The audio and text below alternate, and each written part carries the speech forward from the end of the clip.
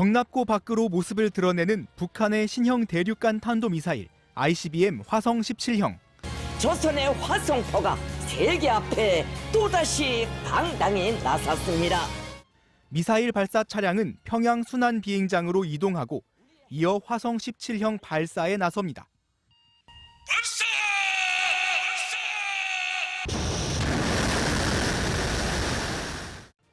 발사 준비 과정의 긴박성은 편집을 통해 강조됐습니다. 미사일이 날아가는 장면도 드론을 이용해 여러 각도로 촬영해서 반복해 내보냈습니다. 발사를 참관한 김정은 국무위원장은 어떤 핵 위협도 억제할 수 있는 최강의 능력을 확보한 것을 확인했다며 미국이 확장 억제력 제공 강화에 나설수록 북한의 대응은 더욱 공세적이 될 것이라고 경고했습니다.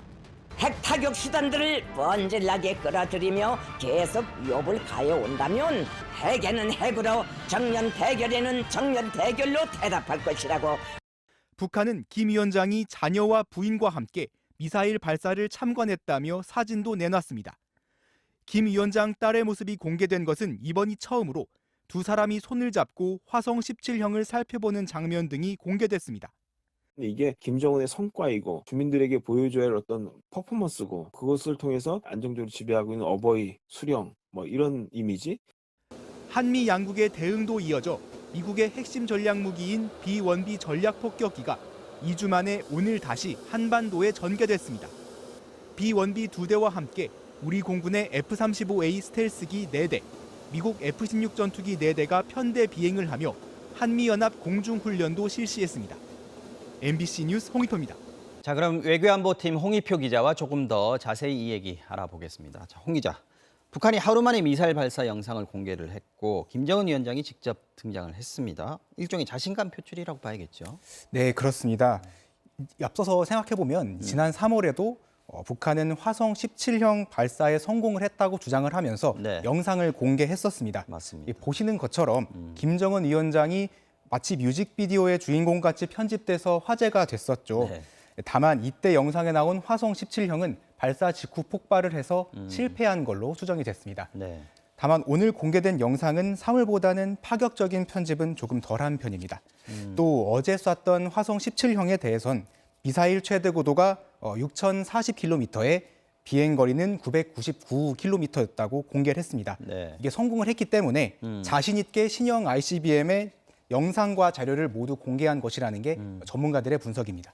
자, 오늘 영상 보면은 김정은 위원장이 어린 딸을 발사 현장에 데리고 나왔단 말이죠. 이게 처음 딸 모습을 공개를 한 건데 이건 어떤 의미로 봐야 될까요? 네, 말씀하신 것처럼 이번에 김 위원장의 딸의 모습이 최초로 공개가 됐죠. 네. 이번에 공개된 자녀는 김 위원장의 둘째일 가능성이 제기가 되고 있습니다. 둘째인 것 같다고 했는데 김 위원장 자녀가 몇 명입니까?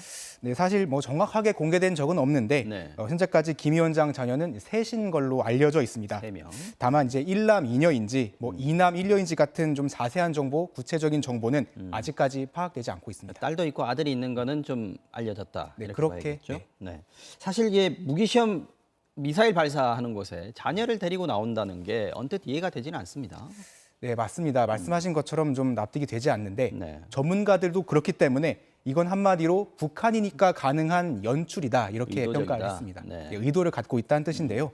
이 어린 자녀를 데리고 나올 정도로 발사 과정에서 안정성이 보장됐다 네. 이런 뜻으로도 해석을 할 수가 있고요.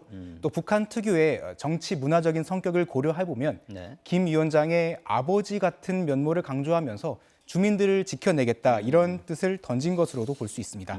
또 잘 보시면 김 위원장의 동생인 김여정 부부장의 사진도 이제 모습에 담긴 것으로 추정이 되는데 네. 이른바 백두 혈통이 모인 모습까지 연출해서 내부 결속을 더 강화하려고 한 것 아니냐 이런 분석이 제기됩니다. 자, 오늘 미국의 전략무기 B-1B 전략폭격기가 또 날아왔습니다. 우리 군하고 훈련을 했죠. 네, 말씀 주신 것처럼 북한의 도발이 계속되니까 이 미국의 전략 무기가 전개돼서 대응한 차원이라고 볼 수 있는데요. 네. 물론 보셨다시피 김정은 위원장은 오늘 또 이 전략 무기가 오면 강력하게 대응하겠다 오늘도 경고를 했습니다. 네. 다만 이걸 다시 말해보면 거꾸로 북한도 미국의 전략 무기가 전개될 때마다 이를 부담스럽게 생각하기 때문에 경고를 하는 것이겠죠. 네. 실제로 B-1B 전략 폭격기나 F-35A 스텔스기는 현재 북한으로선 실제로 좀 탐지가 사실상 어렵다고 보여집니다. 위협적이군요. 네, 굉장히 위협적인 그런 전략 자산인데 그렇기 때문에 연평도 포격 같은 공격적인 도발은 북한으로서도 쉽게 감행하기는 어려울 전망입니다. 다만 그런 예측이 나오긴 하지만 네. 핵 보유국 지위를 갖고 미국과 직접 협상을 하겠다는 그런 의도로 추가로 ICBM을 발사하거나 또 이를 가장한 뭐 위성 로켓 발사 이런 것들을 추가적으로 추진할 그리고 그런 도발을 계속할 가능성은 여전히 있습니다. 네, 홍익표 기자 잘 들었습니다.